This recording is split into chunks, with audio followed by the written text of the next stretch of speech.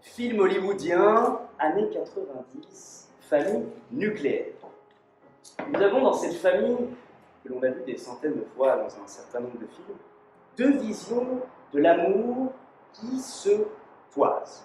D'une part, on a une mère aimante qui porte ses enfants le soir, et d'autre part, on a un père absent qu'on finit par ne jamais voir. Alors, le petit Steven Junior est attristé de ne pas voir son père, ni aux entraînements, ni aux matchs de baseball. Mais ce week-end-là, tout devait changer.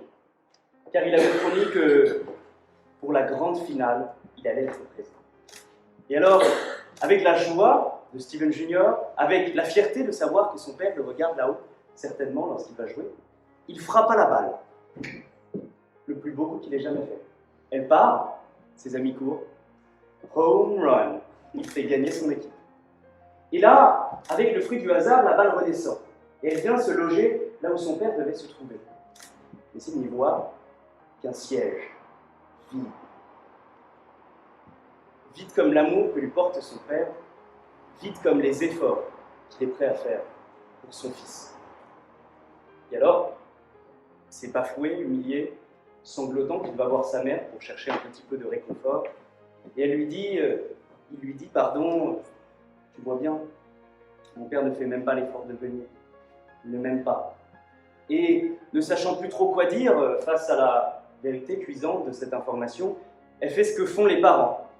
Elle invente des histoires, des contes.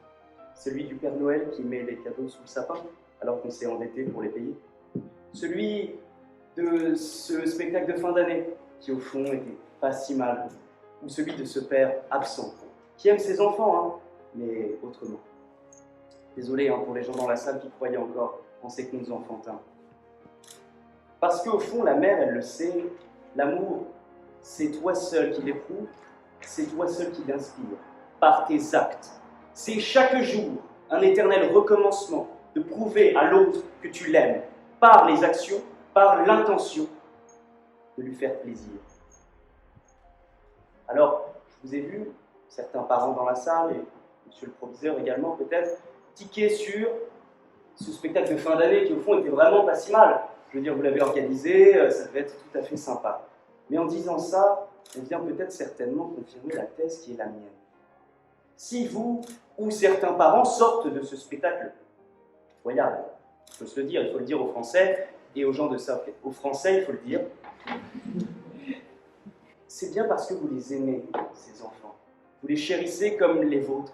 Vous avez de l'espoir et de la fierté quand vous les voyez danser comme ça sur la tombe de Molière. Mais si je vous demandais, monsieur le proviseur et les chers parents qui sont ici dans la salle ce soir, d'aller à un autre lycée, peut-être celui de Wembley, pour aller voir le même spectacle de fin d'année avec d'autres enfants que vous ne connaissez pas, vous direz, mais vous êtes fou, monsieur Borloo, je ne vais pas aller 2 heures dans une salle voir un spectacle piteux. Justement, vous montrez que parce que vous aimez ces enfants, parce que vous avez de l'affection pour eux, vous êtes prêt à endurer des choses que vous n'êtes pas prêts à endurer pour des gens que vous n'aimez pas. Car c'est ça l'amour. L'amour, ça se fait par les actions, ça se fait par l'affection. Puisqu'il faut citer du Flaubert, parce que c'est la coutume, l'amour comme opéra, c'est ennuyant, mais on y retourne. Voilà, je n'ai pas besoin de commenter cette phrase qui s'explique elle-même. Et alors, que va nous dire la partie adverse? Si ce n'est pas nous qui inspirons notre propre amour ou qui le ressentons, c'est certainement qu'on peut le sous-traiter, faire appel à une tierce personne peut-être. Ce serait une sorte d'ubérisation de l'affection, une sorte de sous-traitance de l'amour. Imaginons, vous, membre de ce jury, vous êtes des gens très occupés, on l'entend. On n'a pas toujours le temps pour faire des câlins à vos enfants. Bon, imaginons qu'à un moment, un enfant s'apprête à vous faire un câlin. À ce moment-là, mon téléphone vibre, je me rends à votre domicile, je réceptionne le câlin et je vous le transmets par emoji, peut-être, par autre moyen. Non, ça ne me viendrait pas à l'idée. Parce que l'amour, ça se ressent de personne à personne et au travers de personne d'autre. Alors finalement, l'affaire de Steven, c'est un peu celle du vilain petit canard. qui aurait osé vouloir la reconnaissance de ses parents, qui aurait tout fait pour l'avoir, pour avoir cet amour, et qui se serait retrouvé face au mur de l'indifférence, face à l'impasse du silence. Parce que l'amour, sans inspiration, sans impulsion, n'est que paresse, drapée dans le linge de l'indifférence.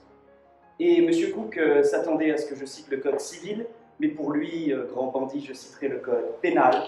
S'il n'y a point de délit ou de crime sans intention de les commettre, alors il n'y a pas d'amour sans l'inspiration et sans la volonté de le faire naître.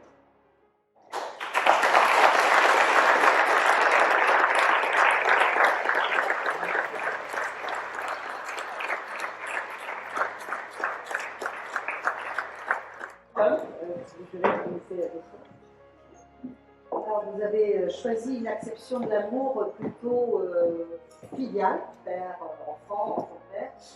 Est-ce qu'on peut s'interroger sur l'amour de ton partenaire, de votre choix? Est-ce que vous voulez le faire, c'est ça? Je vous autorise en tout cas. Je vous interroge. Ah, vous m'interrogez sur bien sûr. Par rapport à quelqu'un de votre choix à vous. Alors. C'est pas un enfant, je suppose que vous l'avez pas encore enfant. Officiel. Écoutez, je pense que dans ces exercices d'art oratoire, lorsqu'on reçoit le sujet, on cherche les combats universels. Et lorsque j'arrive sur un sujet sur l'amour, je me suis dit que l'amour paternel, maternel, vers l'enfant, c'était quelque chose de plus large, plus universel que l'amour entre un homme, une femme, une autre femme, et ainsi de suite. Mais je pense que ce que l'on dit, ce que l'on en retire, que l'amour ne se fait que par l'effort, ne se fait que par l'intention véritable de le donner, ça s'applique également dans les relations amoureuses. Je veux dire, vous aussi, vous avez fait des efforts pour vos différentes compagnes et compagnons. Jamais, je comprends bien. Dans ce cas, ça ne s'applique pas. Mais alors quoi? L'amour serait une forme d'onanisme? Écoutez, je sens que vous essayez de me mettre en difficulté avec des mots que je ne maîtrise pas. Mais je vais quand même vous répondre par oui, et pourquoi pas finalement. Parce que quand on a dit ça, on a tout dit. Merci Camille.